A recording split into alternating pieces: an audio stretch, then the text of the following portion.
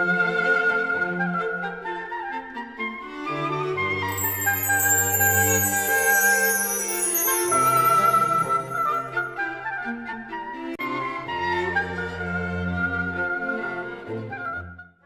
제가 대학교 한 3학년 때부터 이제 누드 크로키를 많이 했었는데 인체가 주는 어떤 미묘한 느낌 같은 거, 근데 그걸 제가 이제 캡처를 해서 그 처음 개년 때 이제 그걸 위주로 해서 작업을 했던 것 같아요. 근데 그때는 좀 깊이가 좀 깊지 않았었고, 그때는 이제 어떤 인체의 순간순간이 어떤 주는 어떤 환영이나 어떤 표현적인 부분을 평면 작업을 진행을 했었었고, 그 2002년도 됐었을 때 제가 그 아코티드 작품을 바꾼 이후로 좀 제 작품에 대해서 상당히 많이 좀 깊이 있게 좀 연구를 했던 것 같습니다.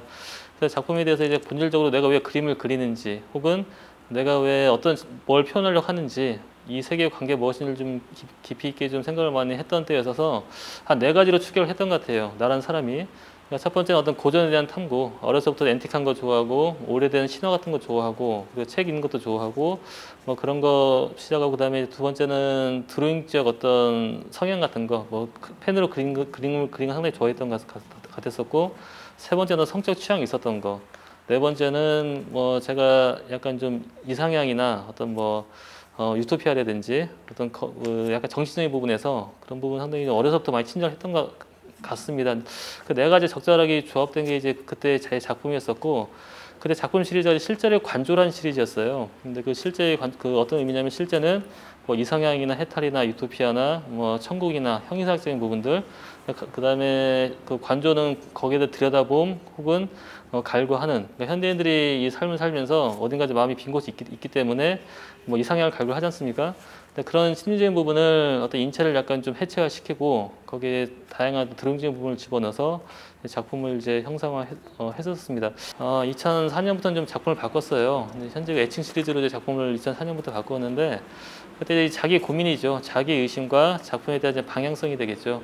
그때 작품이 제 스스로 뭐 반성하기에 뭐 추상 표현주의 판화적 번안 정도로 제 스스로를 약간 좀 반성을 했기 때문에 약간 그 단계를 좀 버리고 좀 더 나다운 거, 좀 더 색다른 거, 좀 더 남들이 안 하는 어떤 그런 경향을 찾아보자라는 갈구해서 이제 이런 애칭 시리즈를 시작을 하게 됐었고, 판화적인 어떤 속성을 좀 많이 살려보자라고 그때부터 좀 제가 생각을 했던 것 같습니다.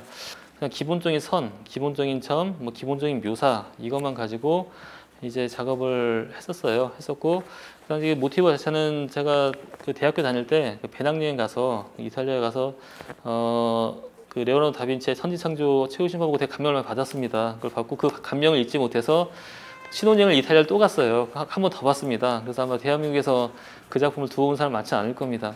그래서 거기서 제가 모티브를 가져서 현대적으로 제가 좀 번안을 하였습니다. 그러니까 예를 들어서 미켈란젤로의 천지창조를 보게 되면 화면 가운데 예수님이 계세요. 그 아래 연옥이 있고 그 아래 지옥이 있고, 그리고 맨 위에는 천국이 있는 그런 상황인데, 그걸 현대적으로 변화를 했던 거죠. 그래서 제 작품 보면 가운데는 항상 디지털 매체가 있고, 그 아래는 디지털 매체로 그 야기된 안 좋은 폐해들, 뭐 전쟁이나 핵이나 어떤 안 좋은 부분은 아래에 배치를 하고, 그리고 위에는 이제 거기에 대한 어떤 새로운 갈구로서 뭐 자연적인 부분, 이상형적 부분을 갈구를 해서 그 부분을 그대로 차용을 했던 거죠.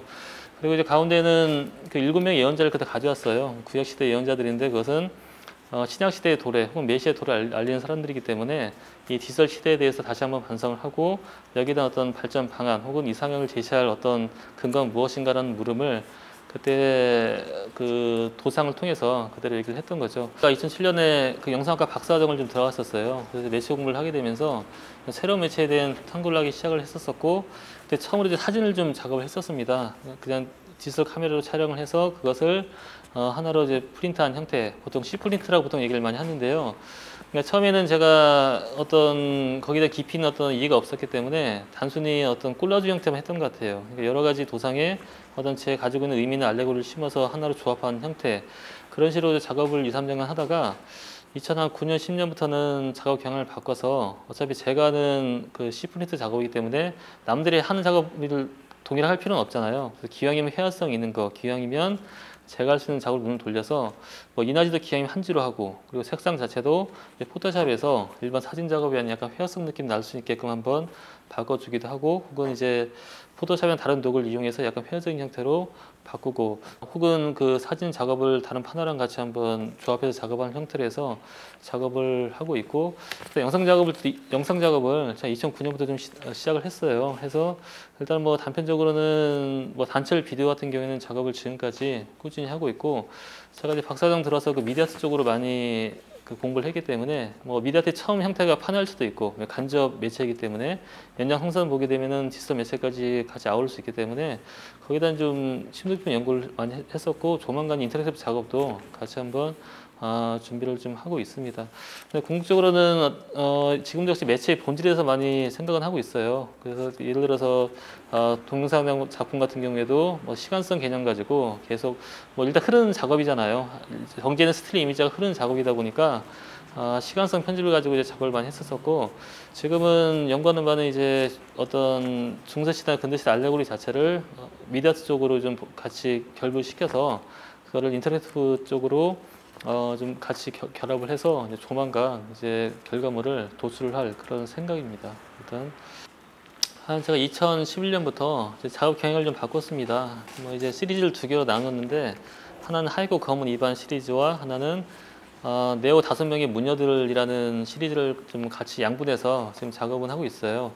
하이고 검은 이반이라는 명명한 이유는 뭐냐면, 하이고 검다는 게 양극단이잖아요. 흑백 논리, 경향이 맞지 않으면 뭐 서로 다르다 할 때 보통 많이 쓰게 되는데, 가만 보면 흑색과 검은색이 색깔 중에 가장 기본색이거든요. 또 같은 색깔 중에 하나잖아요. 또 흑색과 검은색이 있기 때문에 중간 회색이 만들어져서 또 유사색이 또 상당히 많이 다양한 색으로 되지 않습니까?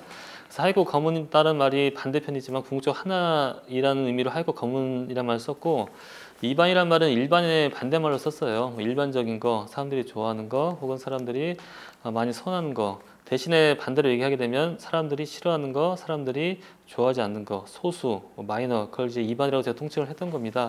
소재를 약간 바꿨어요. 어떤 소재냐면은 약간 꽃도 약간 시든 꽃, 사람들이 싫어할 만한 거, 그다음에 바나나도 약간 썩은 바나나, 약간 안 좋은 이미지들. 근데 그걸 약간 좀 멋있게 좀 치상하려고 많이 노력을 했습니다. 그러니까 어떤 의미냐면은, 사람들이 좀 많이 선호한 게 있잖아요. 뭐 싱싱한 사과를 좋아하고 싱싱한 꽃을 좋아하긴 하지만, 궁극적으로 싱싱하다는 것 자체가 시든 게 있기 때문에 싱싱한 게 있는 거거든요. 시든 게 일부가 있기 때문에 싱싱함이 같이 있는 것처럼, 이 세상 자체가 우리가 원하는 어떤 그 싱싱한 거, 좋은 거, 혹은 어떤 그 일반적인 것이 아니라 안 좋은 것들, 폄하되는 것들, 하찮은 것들, 혹은 소소한 것들도 같이 구성되어 있는 통합적이고 공생적이고 어떤 공존하는 의미로서 이제 그런 시리즈를 시작을 했었고요.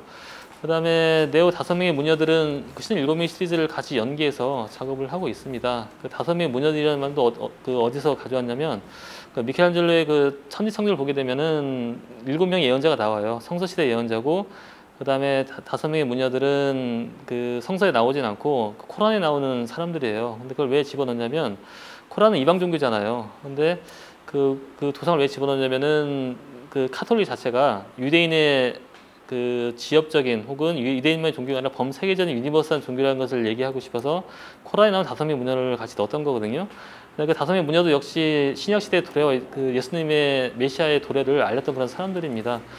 그래서 이제 어떤 이반의 의미로서 5명의 무녀들을 집어넣었었고, 그다음에 구성 자체는 예전 7명의 예언자 할 때는 가운데 그 디지털 시대가 있고 아래 지옥이 있고 위에 이상향적인 이미지를 집어넣었다면, 그건 이번엔 다 같이 넣었어요. 위 아래 할 것 없이 전부 다 안 좋은 거 좋은 걸 같이 넣어서 통합적인 세계, 그리고 그 모양 자체는 전반적으로 해골 이미지처럼 바꿔가지고, 그 해골 이미지는 제가 17세기 네덜란드 장르화에서 그 이미지를 가져왔습니다.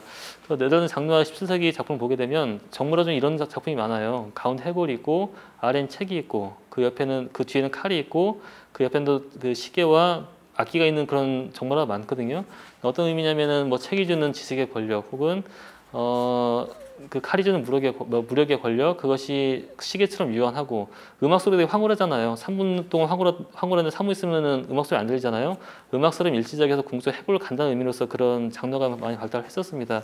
그것을 좀 가져와서 우리가 갈구하는 것, 좋고 안 좋은 것들이 궁극적으로는 어떤 그 인생 무상의 의미로서 전체 이미지로는 이제 해골 이미지를 많이 집어넣었던 거죠. 그래서 2개의 시리즈를 좀 작업을 같이 하고 있고, 그다음에 색을 좀 많이 넣고 있어요. 근데 그 이유는 뭐냐면, 이제 가장 원초적인 저에 대한 질문하는 거예요. 제가 어렸을 때 뭘 좋아했느냐? 뭐 연필로 그린 걸 좋아했었고 드로잉적으로, 그다음에 색을 많이 쓴 걸 좋아했었고, 그리고 제가 그동안 이제 매체를 많이 탐색을 하다 보니까 특히 애칭 작품 이후로 색을 거세하다 보니까 색이 없어지고 나머지 가지고 이제 조형을 이루다 보니까 이제 화면의 구도나 메시지나 혹은 어떤 그 선묘맛이 침작을 하다 보니까 이것을 제거하고, 이것은 제가 제 내용을 많이 집어넣는 형태이고 궁극적으로는 관객이 제 작품을 수용을 하는 입장인데, 좀 더 생각 여지를 주기 위해서는 색적인 부분도 많이 필요하다는 생각을 많이 가졌기 때문에 지금 내용적인 부분 좀 많이 좀 거세하고 제 목소리를 많이 낮추고 좀 색이 좀 감성적인 느낌들 혹은 색이 좀 어떤 그 미묘한 느낌들을 좀 많이 침작을 해서 앞으로는 색에 대한 연구를 좀 많이 하기도 하고 그 부분을 많이 좀 침작을 할 그런 생각을 가지고 있습니다.